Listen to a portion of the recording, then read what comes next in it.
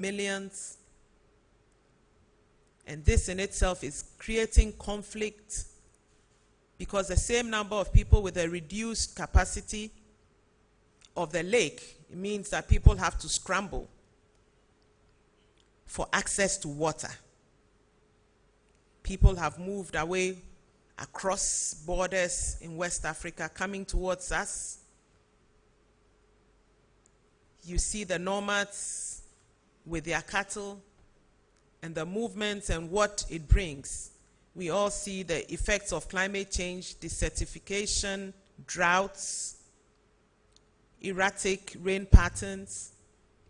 So these are all issues that, although we are not creating the conditions that negatively impact the climate in this continent, we bear the brunt of the negative effects.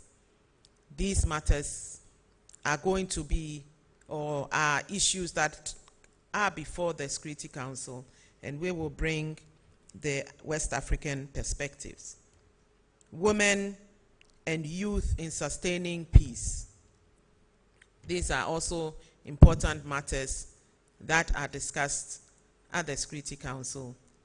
The issue of women when there is conflict, when there are issues that disturb the peace of any nation, is the women and children who suffer. Then on the other hand, you have the issue of the youth and the need for the youth in our continent.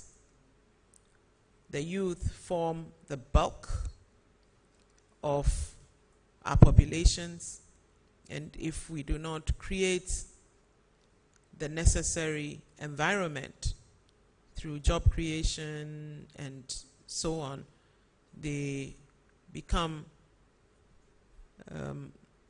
it becomes easy for these terrorists and so on to radicalize them and also to recruit them. So all of these are things that we need to have a voice on and to show the African perspectives, because unlike the developed, what you call the developed world, where they have an aging population, we have a youthful population, and our perspectives are very, very necessary. Otherwise, it will escape everybody. Issues of public health, on international peace, all these things we need to discuss.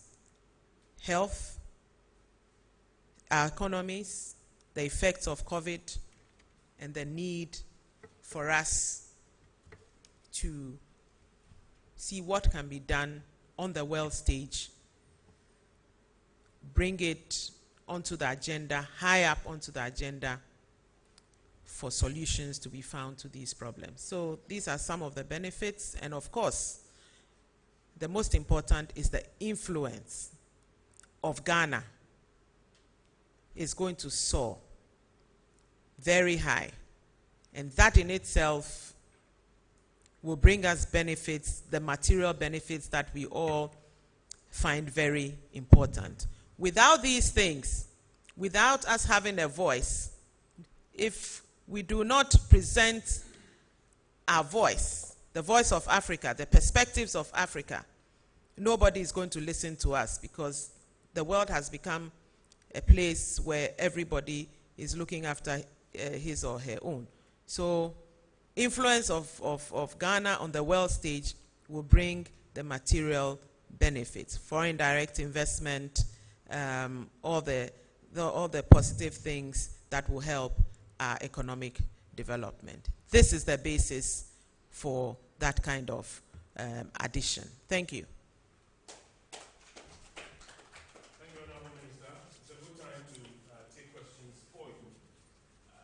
So, colleagues, as we do, we take them in batches of 4, and we will wrap up when we are done. I know Honorable Minister is multilingual as well, so you can try a few languages and then we'll see. After all, this is a foreign affairs brief, so try and speak French. Try and speak French. Putting me on the spot. GNA, let's start with you. So let's take the microphone to GNA. And let's start from there. Thank you, Honorable.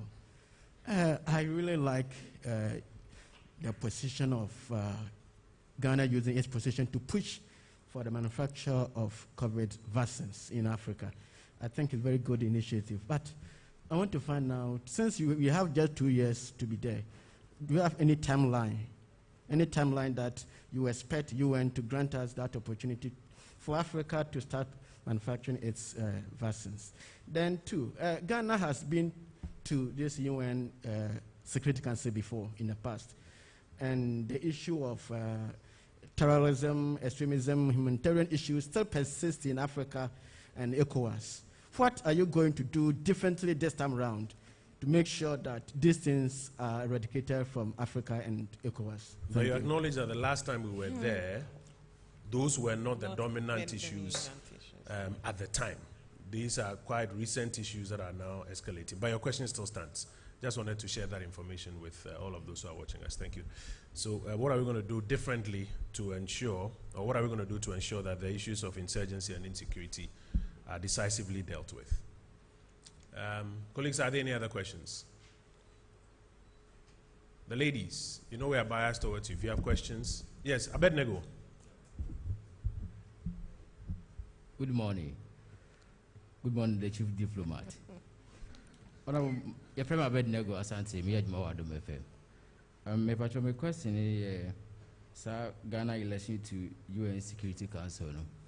Now, Bobo name will be but in person me find out and say, I saw my Ghana no, and for so many benya, a chroma.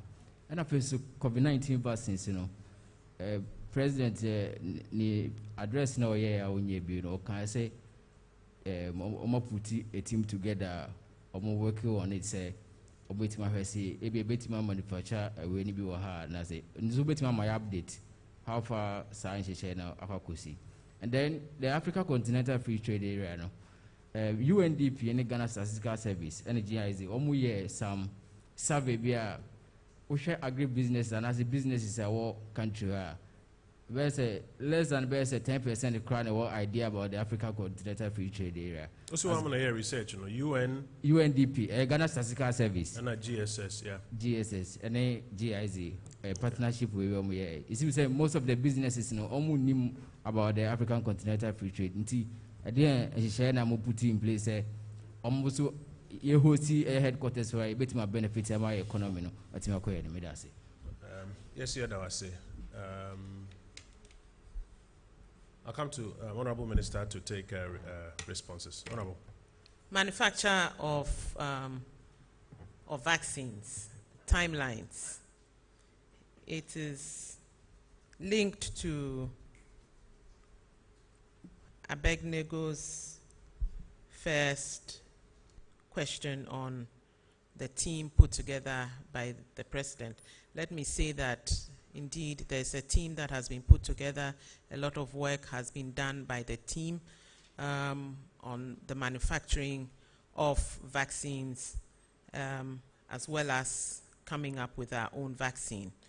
I must say that when we were at the European Union in Brussels not too long ago,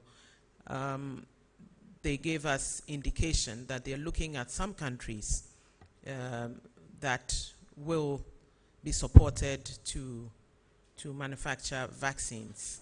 And a case was made that Ghana should be one of those countries. So it's being looked at. But in terms of timelines, I'm not able to give you timelines because this is not my area, so I cannot give you detailed information on it, but I can assure you that a lot is being done in this area and that Ghana is being looked at as one of the countries for manufacturing of vaccines because already the President has a team in place and they are looking at not just the manufacturing but also coming up with our own vaccines. But what this opportunity on the Security Council gives us is to make our voices heard and also to ensure that Africa is taking seriously that it is not right that Africa, the whole of Africa, a continent of 1.2 billion people,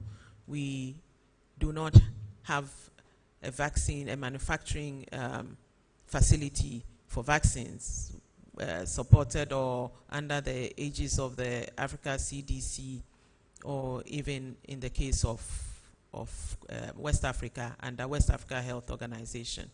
So these are being looked at, and it is important that we bring our voice to the table, that it cannot continue like this. We have been told that this is not the last pandemic. This is not the last virus that we will be encountering as humans, but there will be other viruses that will plague humankind. And so we must be prepared. Africa must be prepared. The whole of Africa we were all depending on the Serum Institute in India, and today we are not able to get what we were expecting, what COVAX was expecting. It's important that we also are giving the intellectual rights to be able to manufacture our own vaccines. Minister for Information mentioned, and that is true, that when we were last at the Security Council, the issues of terrorism, violent extremism, and conflicts were not major issues. Today, they are major issues. And like I said, with the experience that we have in managing conflicts, you take the example of the President's initiative, which is the Accra Initiative, bringing together the countries in West Africa that are likely to be affected by terrorism, violent extremism, etc. He's been able to do something that has been lacking, which is sharing of information, sharing of intelligence, to be able to work together to stem these ills that plague us as West Africa. So all these experiences, I gave the example of what we've done, the President has done in Mali, and how we are shepherding the process towards back to democratic rule. All these are experiences that will be useful, because we can give them first-hand information, so that it is not like some people sitting somewhere, some big powers sitting at the UN Security Council and handing down all kinds of solutions to problems. The solutions might not solve the problems. African problems have to be solved by Africa. So our voice there will be very important. AFCFTA, that less than 10% of our local businesses are aware. I'm surprised.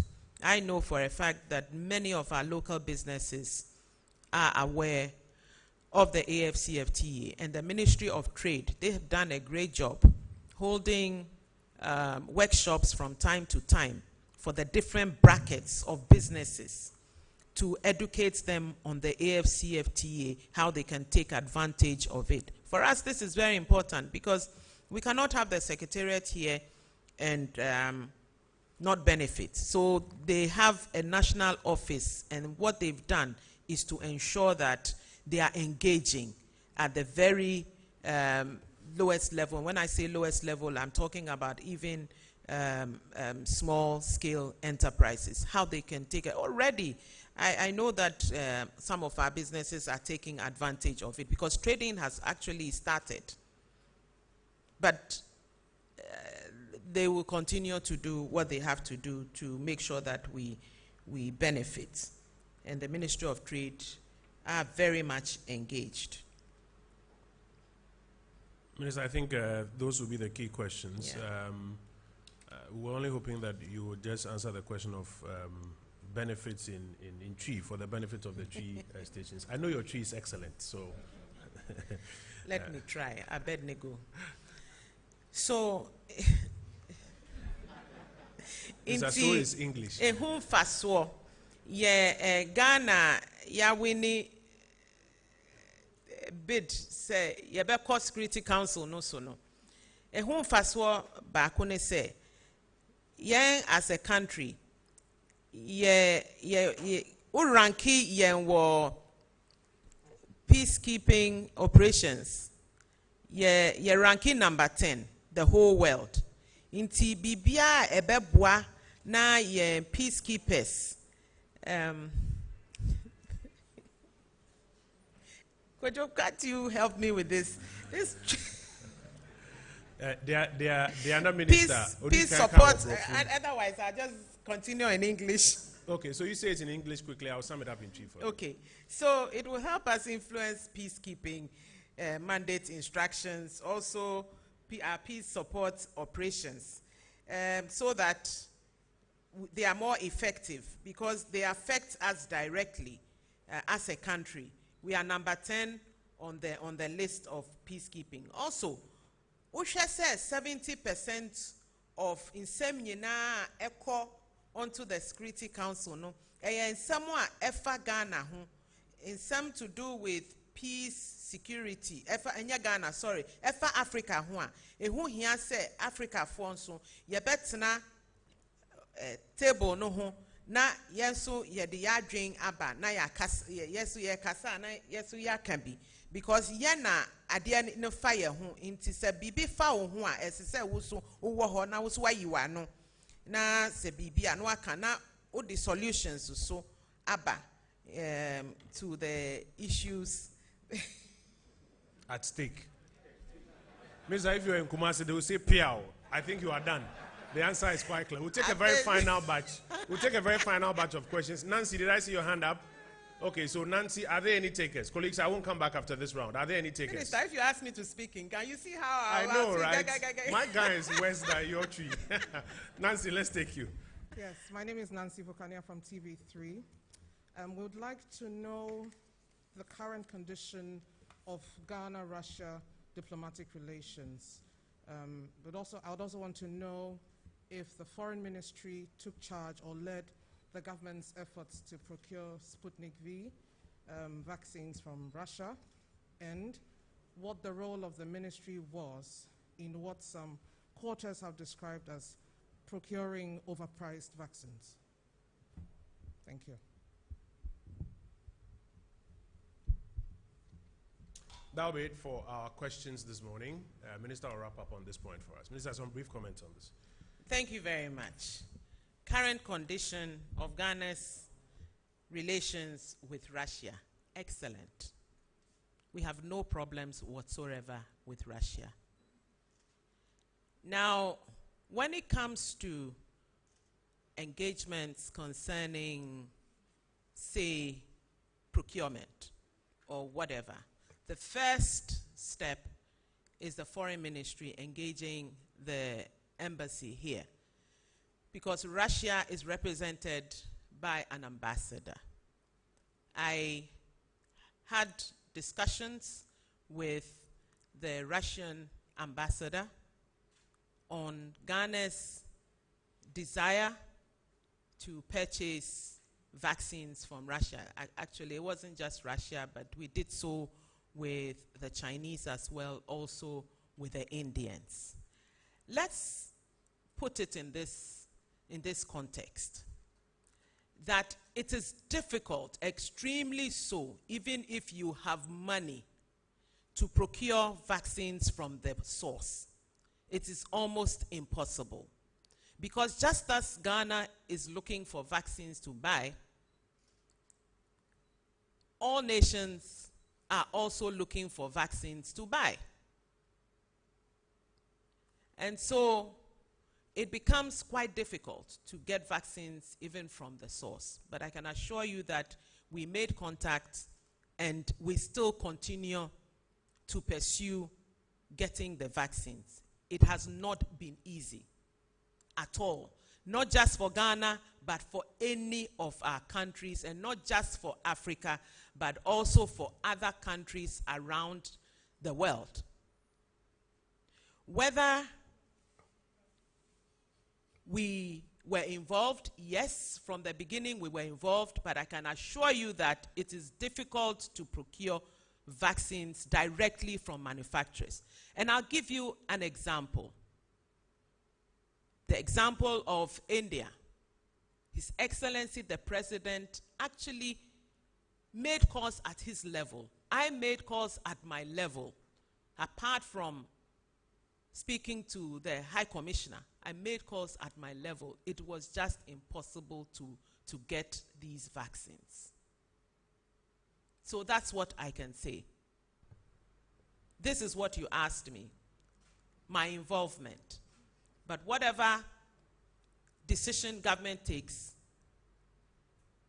the responsibility is all of us. So it's a collective responsibility, and it's a collective decision that was taken. And government will only take that decision if all avenues are closed to it. But we continue to pursue the purchase of vaccines from the source. But I can assure you that it's almost impossible. I speak with foreign ministers around the world. I know that health ministers around the world are all frustrated, very much so. And it looks like until all the big countries are able to vaccinate their populations and then free whatever to COVAX, it's going to be difficult. Thank you. Thank you, Minister. And that's why you made the point earlier that even the vaccine equity conversation is part of the things that Ghana seeks to bring onto the international platform. Minister, I want to thank you that you've made time this morning. We know you just arrived from New York quite recently, but you have made time to be with us this morning and to answer questions and to speak to the country on these two briefs. We want to thank you. Colleagues, later during the week, so as Minister takes her seat, let me inform you that later during the week, the Ghana Police Service, MTTD, will join us, and they will give us a quick update of what this means for traffic flow and what kind of cooperation we are all required to bring to bear so that we have a smooth summit this week in Accra. I want to thank you for being with us this morning, and we'll wish you all the best. I think on Wednesday we shall re-engage with you for some other briefs. Minister, thank you so much, and congratulations once again.